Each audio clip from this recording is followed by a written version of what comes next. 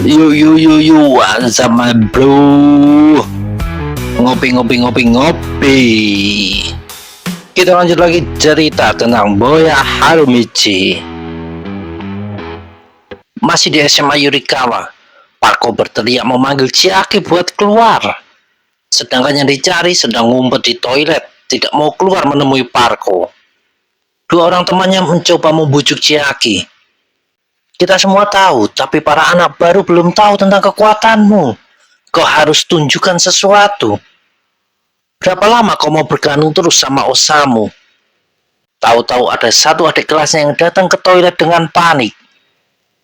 Sedangkan di halaman ada Osamu yang keluar menemui Parko. Kau begitu ingin melawan Chiaki, ha? Ini pertama kalinya aku benar-benar KO, jawab Parko. Lalu dia ingat kalau Osamu juga menendangnya kemarin. Dari lantai atas, Chiaki melihat ke bawah di mana murid-murid Yurikawa sedang mengerumuni Parko. Lupakan saja, Kiko sudah menghajarmu. Sekarang panggilkan saja Katayama, kata Parko. Kalau kau beneran ingin melawan Chiaki, pukul aku, tantang Osamu. Parko bingung mendengarnya. Lalu dia berjongkok malas dan bilang, tidak suka memukul orang yang cedera. Tapi Osamu mendekat ke arah Parko. Chiaki itu sangat kuat kalau sudah serius. Apa kau takut tentang itu? Parko tertawa mendengarnya. Lalu tinju kirinya melayang ke muka Osamu. Chiaki yang melihat dari atas jadi terkejut. Lalu Parko masih lanjut menghajar murid-murid lain di hadapannya. Parko terus berteriak buat membawa keluar Katayama. Lalu muncullah Chiaki di tangga atas. Dia berniat melompati pagar, tapi malah tersandung dan jatuh ke bawah dengan tidak keren. Parko mendekat dengan muka menyebalkannya. Apa yang kau lakukan sih? Chiaki bangkit berdiri dan menatap Parko. Kita mengganggu para siswa lain kalau bertarung di sini. Ikuti aku. Lalu mereka pindah ke bagian belakang sekolah. Sementara itu di markas armamen, dua anak buah Ryushin kaget mendengar Kiko menantang Boya Harumichi. Teru tampak tidak memahami kekagetan dua orang di depannya itu. Bukannya Ryushin-san pernah ngasih nasihat, ada orang yang lebih baik tidak kau ganggu. Salah satunya adalah Boya Harumichi itu. Teru dengan santai bilang kalau Kiko menang lotre, tapi para armamen itu bilang justru dia mendapatkan kartu Joker. Lalu Ryushin ngomong kalau sudah cukup berbincang-bincangnya. Teru melepas jaket. Yang mendapatkan kartu Joker itu kau, Katayama, dan Boya Harumichi. Di halaman kuil ada Boya yang menendang keras badan Kiko sampai tersungkur kesakitan. Kau butuh berarti 10 tahun lagi buat melawanku, teriak Boya.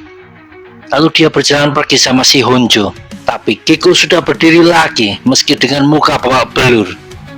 Bermainlah denganku lebih lama Harumichi, kata Kiko. Honjo kagum sama ketangguhan Kiko yang kini membuka bajunya dan menunjukkan bekas luka yang lebih banyak dari yang ada di wajahnya. Kau butuh berlatih 20 tahun lagi kalau ingin mengalahkanku, kata Kiko. Boya cuma tersenyum memandang lawannya ini. Sedang di SMA Yurikawa, pertarungan juga sudah dimulai. Parko menghindari tendangan kaki raksasa Chiaki, lalu melayangkan sebuah tinju keras menghantam muka Chiaki. Badan besar itu roboh di tanah bersamaan teriakan panik Osamu. Parko mendekat. Bangun, kata Yama Chiaki. Semua murid Yurikawa baru menyadari kalau Parko ini kuat. Osamu terlihat khawatir. Mereka lebih kuat dari perkiraanku. Pindah ke markas armamen, Ryushin menyerang dengan tinjunya. Teru bisa menghindar dan melayangkan tendangan tinggi yang bisa juga dihindari Ryushin. Tapi tak disangka Teru lanjut dengan tendangan putar yang berhasil mengenai Ryushin, membuatnya terbental ke belakang. Tapi tentu itu tidak cukup buat merobohkan Ryushin. Kau tahu Ryushin, kau bukan Joker. Dari 13 kartu, kau mungkin kartu raja atau bahkan kartu as. Tapi bukan Joker, kata Teru. Kamilah yang Joker penyendiri. selalu sendiri, tidak pernah jadi bagian dari apapun. Aku tidak bisa kalah, lanjut Teru dengan percaya diri. Pindah ke halaman kuil. Sekarang gantian Kiko yang berhasil ngasih beberapa serangan ke arah Boya Harumichi. Kiko tertawa senang. Kau tidak terlalu kuat ya, Harumichi? Mendengar itu Boya berdiri dan ikut tertawa. Di SMA Yurikawa, Osamu berteriak menyemangati sahabatnya. Jangan menyerah, Chiaki. Kau lebih kuat dari yang kau tahu. Kau lebih kuat dariku. Percaya sama dirimu sendiri.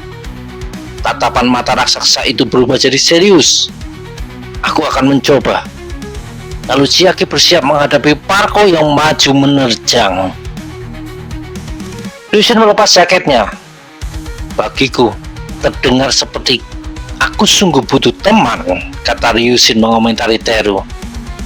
Ya, apapun alasanmu kesini, kita akan ngobrol nanti saja. Sedang Boya masih tertawa lalu bertanya, siapa nama orang yang dia lawan ini?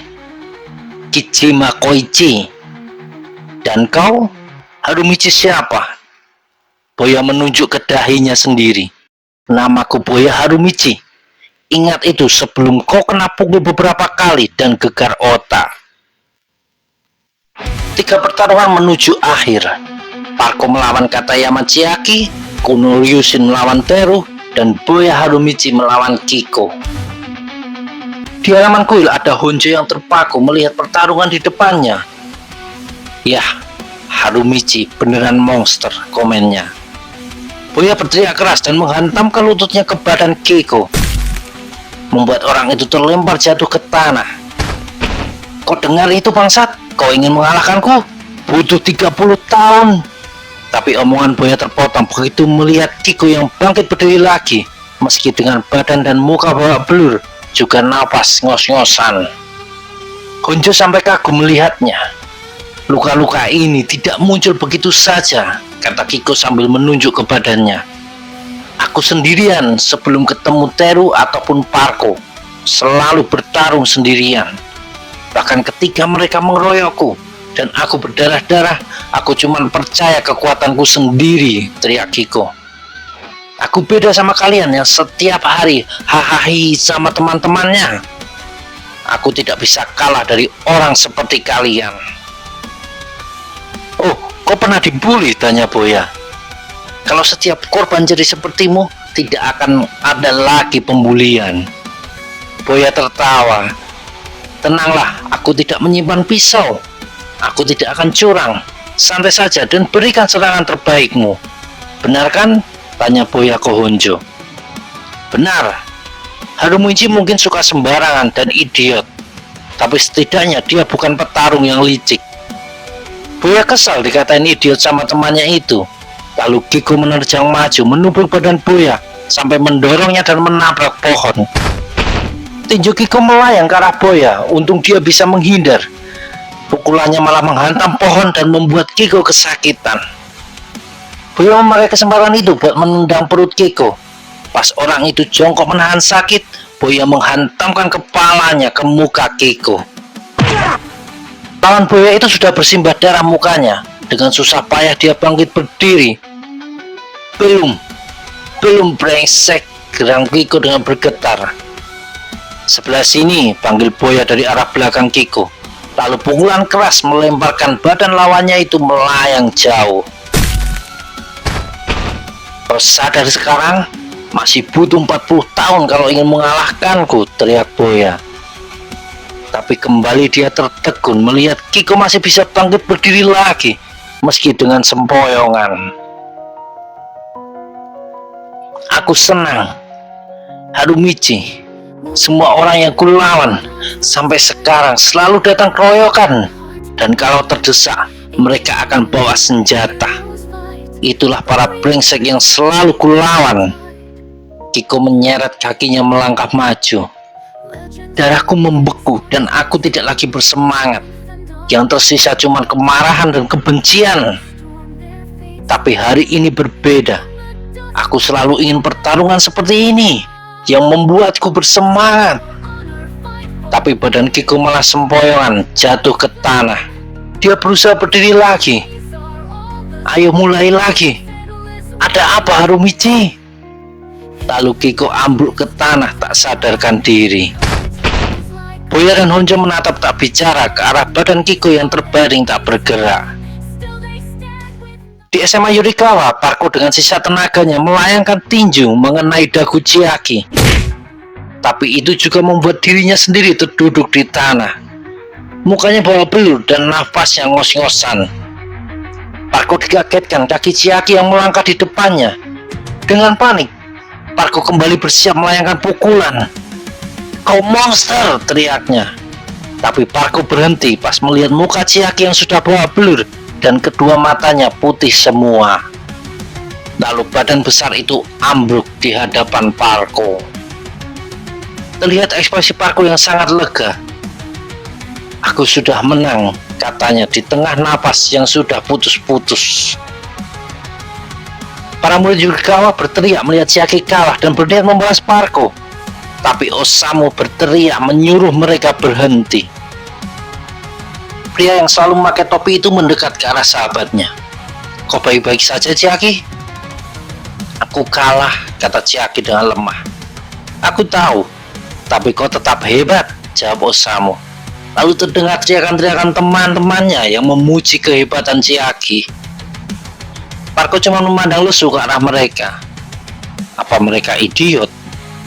Lalu dengan susah payah berdiri dan berjalan pergi. Beberapa langkah kemudian dia menengok ke arah kerumunan murid Yurikawa. Dia seperti melihat sesuatu yang mengagumkan, di mana ada teman-teman Chiaki yang terlihat sangat mendukung. Tak bicara apapun, tapi ekspresinya seperti merasa iri. Di tempat lain, Ryushin terlempar ke belakang dengan muka penuh memar. Di depannya ada Teru yang keadaan mukanya tidak jauh beda dengan Ryushin. "Aku tidak boleh kalah," kata Teru dengan lemah. Ryushin mengeratkan kaos tangannya lalu berlari maju. "Kau sudah kalah, Teru." Terlihat Teru cuma berdiri, tidak ada lagi tenaga buat menghindar. Pukulan Ryushin masuk dengan telak. Sekali lagi ke arah perut, dan satu tinju kanan keras menghantam muka Teru, membuatnya terkapar di tanah. Dengan susah payah dia memaksa badannya buat bangkit lagi. Dua anak buah Ryushin tidak percaya Teru masih mau lanjut bertarung. "Aku tidak akan kalah," kata Teru lemah. Tapi sebuah uppercut mengarah ke mukanya. Badan Teru terlempar dan jatuh lagi ke tanah. "Kau sudah kalah, Teru," kata Ryushin. Sementara itu ada Parko yang berjalan ke gerbang depan tempat motornya diparkir tadi. Lalu di belakang ada Osamu yang berlari mengejar. "Hei, biar jelas, aliansi Kurotaki bukan perkumpulan para orang bodoh," kata Osamu. Parko menatap ke arah Osamu. "Sepertinya begitu," sahut Parko. Osamu tersenyum. "Namaku Takanashi Osamu. Kau Parko kan?" "Cuma temanku yang memanggilku Parko. Aku Haruyama Koichi." "Begitu ya," sahut Osamu. Lalu Parko kembali berjalan pergi dan sekali lagi Osamu memanggilnya. "Apalagi?" teriak Parko kesal. "Sampai jumpa lagi, Parko," kata Osamu. Parko tertegun sesaat lalu tertawa. "Buatmu harusnya Mr. Parko tahu." Di markas armamen terlihat Teru yang sadar dari pingsannya. "Jadi aku pingsan ya? Menyedihkan." Ryushin berjalan mendekat dan mengulurkan tangannya. "Apa kau mau jadi brotherku, Teru?" Yang ditanya langsung kaget, kemudian meraih uluran tangan Ryushin. Begitupun di halaman kuil, Honjo memanggil Boya pas dilihatnya Kiko sudah sadar. Boya berjalan dan menyerahkan jas Kiko. "Aku taruh uang di kantongmu, kasih ke temanmu ya." Lalu dia menawarkan rokok ke Kiko. "Kau mau?" Kiko menatap Boya kesal. "Bukannya itu rokokku." Honjo tertawa melihatnya, begitupun Kiko. Sepertinya semua duel seru tadi bukan menghasilkan musuh, tapi malah membuka jalan pertemanan bagi semuanya. Mungkin itu yang disebut pertarungan ya, bukan permusuhan, tapi cuma rivalitas. Respect.